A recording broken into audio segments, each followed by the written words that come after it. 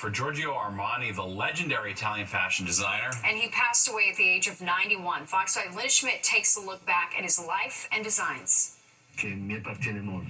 This collection is born from a concept that comes from deep within me. Giorgio Armani in 1998, debuting his newest line on the runway, quintessential Armani, sleek, simple, soft, and elegant. Armani is not just one of the most recognizable names in the fashion industry, he was also one of the most recognizable faces. He dressed the rich and famous in his Italian classic ready-to-wear style.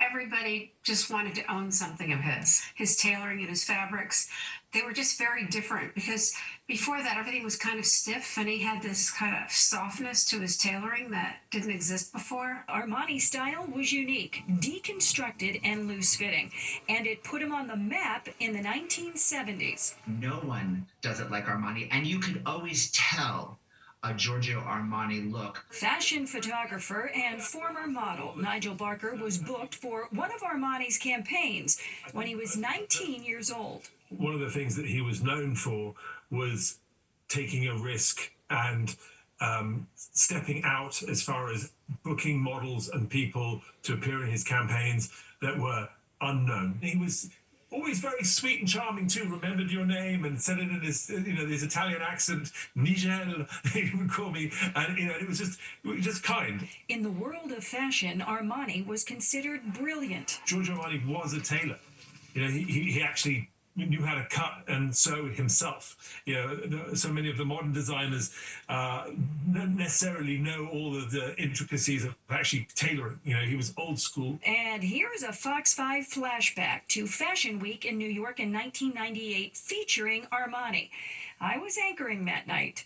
Well, Fashion Week went out with a bang, Italian style. Designer Giorgio Armani showed off his fall collection in Bryant Park last night. Armani built an empire worth more than $10 billion, and it included more than clothing. So you had fragrance, clothing, jewelry, accessories, homeware. The designer also owns several bars, clubs, restaurants, and his own basketball team in Italy.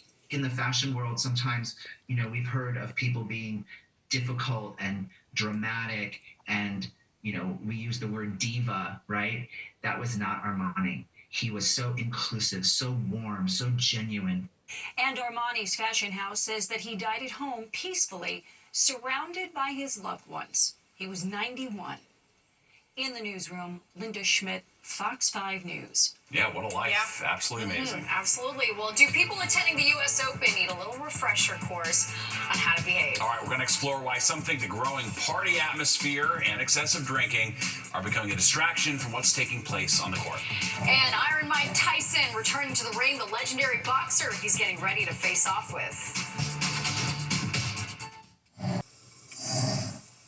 Iron Mike and the Pretty Boy will be back in the ring. TMZ Sports reporting Mike Tyson and Floyd Mayweather Jr. have signed a deal to fight an exhibition bout against each other. So far, no date or location's been announced. The 59-year-old Tyson says he's thrilled to take on the undefeated Mayweather, who's 48.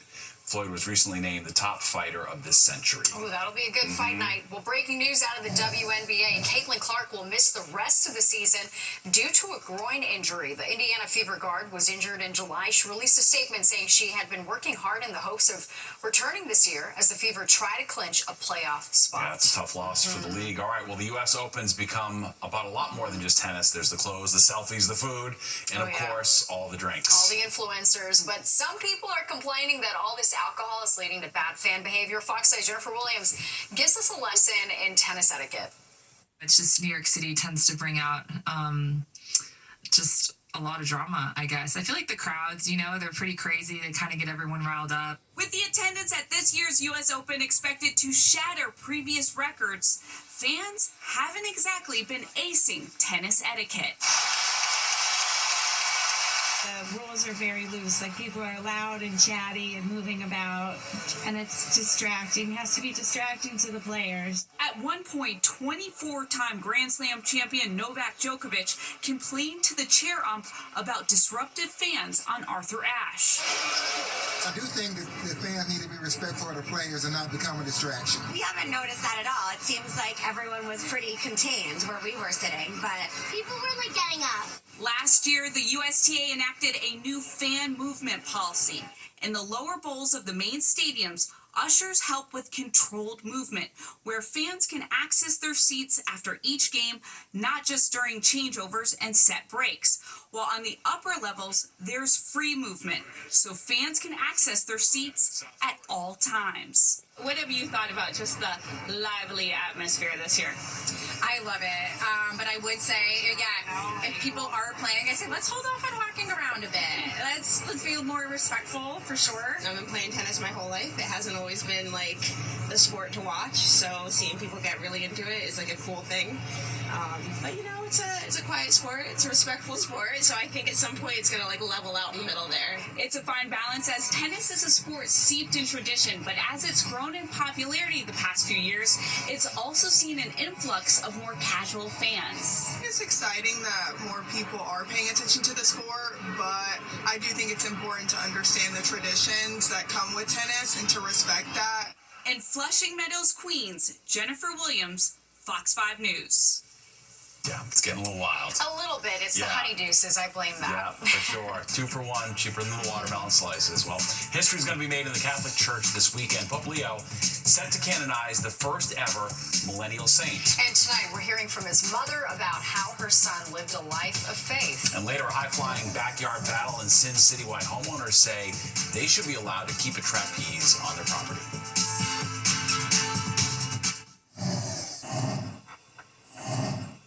All right, welcome back. So history is being made right now, and this is in the Catholic Church, and it's happening this weekend. Carlo Acutis will become the first millennial saint. That's right. Born in 1991, he died in 2006 after a battle with leukemia. Fox 5 Sharon Crowley has a look back at his life of faith.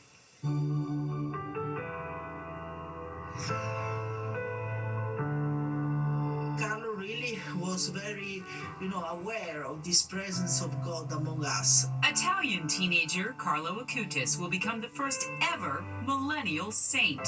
He died of leukemia in 2006 when he was just 15. While he may look like an ordinary teenager in these pictures, Pope Leo considers Carlo's life here on earth and in heaven to be extraordinary. A few years ago, Carlo's mother, Antonio Salzano, talked to me about her late son's journey to sainthood. I was prepared for the loss of Carlo. We had so many signs from Carlo, he appeared to many persons, and he really made himself present to us. She says as a young boy, Carlo taught himself to code. By his teens, Carlo had created a website cataloging Eucharistic miracles. Carlo really devoted his life to help people to understand that really God exists and God is here with us. Pope Leo's predecessor, Pope Francis, took notice of Carlo's good deeds, calling him a model of holiness for young people. In October of 2020, Carlo was beatified in a ceremony in the Basilica of St. Francis of Assisi in Italy. Zach Davis is an associate editor for the Catholic publication America Magazine. He's been investigated. His life has been considered holy and worthy of veneration, and there's also been a miracle attributed to his intercession. Carlo is credited with healing a 7-year-old boy who suffered from a rare pancreatic disorder and for the recovery of a young woman with a severe head injury. Her mother prayed for Carlo's intercession at his tomb. He wanted to draw people to a lot of these mysteries of the Catholic faith. He was drawn to these Eucharistic miracles, and so he created a whole website about various Eucharistic miracle sites all over the world. Sometimes referred to as God's influencer, Carlo continues to draw in believers worldwide to his website. He even inspired documentary filmmaker Tim Moriarty. When people think of the word saint, they think of maybe someone from the Middle Ages, oftentimes wearing religious robes. And here's a kid in sneakers and jeans who has really galvanized the entire world. His goal is to get people off of his website back into church. He created the documentary Carlo Acutis Roadmap to Reality, a Saint for Our Times. The film explores how Carlo's deep spirituality guided him through the complexities of the digital age. You're going to be on a plane going to the Eternal City. The documentary follows a group of Catholic high school students on a pilgrimage from North Dakota to Italy to visit Carlo's tomb.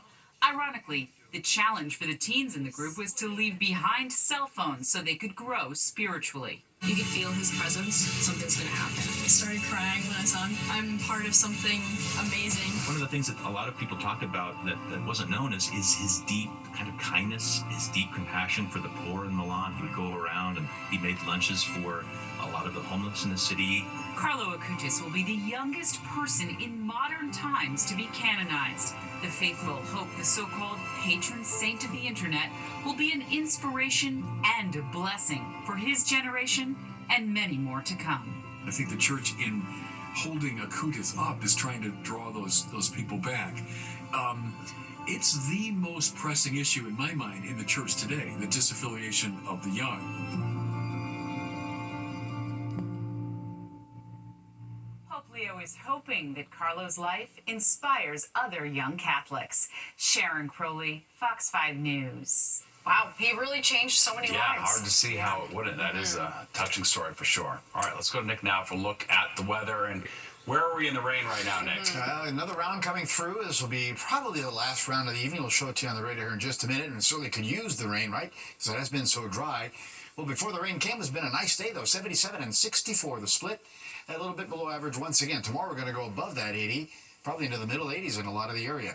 Record high 97, record low 47. That was a long time ago, though. 626 sunrise, down 723. You will see a lot of it tomorrow.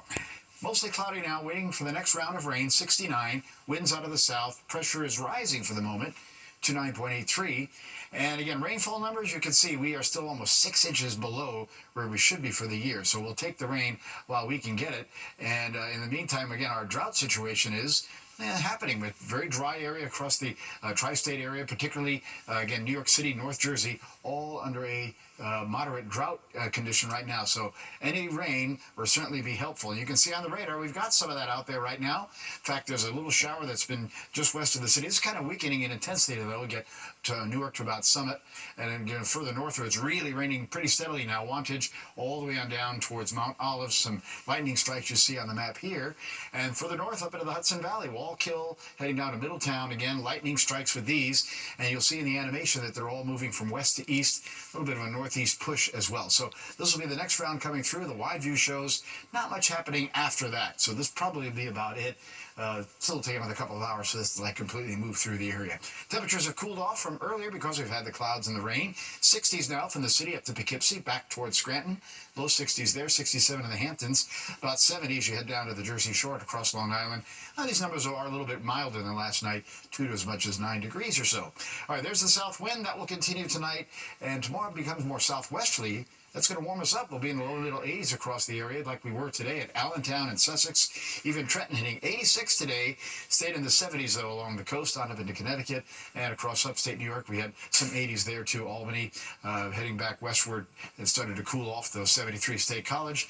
Cleveland, 67. Look at high 80s there. Washington, D.C. on southward. Another push of cool air, though. Detroit, Chicago didn't get out of the 60s today.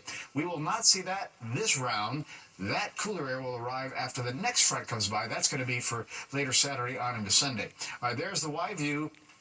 You see that cluster kind of moving along with this frontal boundary moving through against this next system that's producing some showers up in Wisconsin and Minnesota, which will bring showers here, again, Saturday afternoon on into early Sunday. Overnight, the rain showers go away. We'll be in the upper 60s in the city, lower 60s in the suburbs. Lots of sun tomorrow. Again, it's low and middle 80s, just a little bit cooler at the coast, staying in the upper 70s there. Nice tomorrow night. Saturday looks good to start, 60s and 70s, but the showers come in the afternoon. We'll get back to the middle 80s. Could even be some thunderstorms, so watch out for some local heavy rainfall at that point as well. Again, overnight, our forecast calls for the showers to kind of stick around for a little while anyway, and then we'll see some sunshine tomorrow, 68 in the morning, 85 in the afternoon. Afternoon showers and storms Saturday into the nighttime at 87, and those showers may linger into a portion of Sunday morning before the sun comes back. Cooler, though, 74, and then another fall preview, mid-70s, Monday, Tuesday, Wednesday. 50s at night. That means 40s for the suburbs. A little bit milder by Thursday. Stephen, Natasha? Chilly nights in Monticello on the way. There All you right, go. thanks, Nick. Well, Superman's triumphant return to the box office means a sequel. What we know about the follow-up to the summer hit, including the title.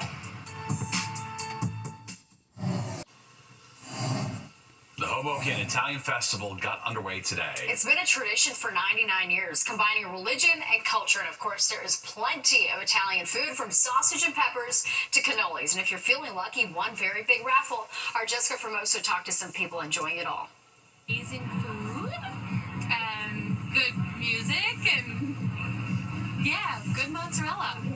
What are you guys eating? That looks delicious. It's from the stand right over there. It's a focaccia sandwich. It's amazing. Yeah. The feast procession will be held tomorrow afternoon, and then the fireworks show at night. All right, well, it's official. Superman will be returning to the silver screen. The sequel to this summer's blockbuster will be called Superman, Man of Tomorrow. Director James Gunn making that announcement on social media. He posted a comic book image of Superman standing next to his arch enemy, Lex Luthor, who just happens to be wearing his war suit, which gives him super strength. The film is set to be released in 2027. And this morning, 10 o'clock news, straight ahead. We'll be right back.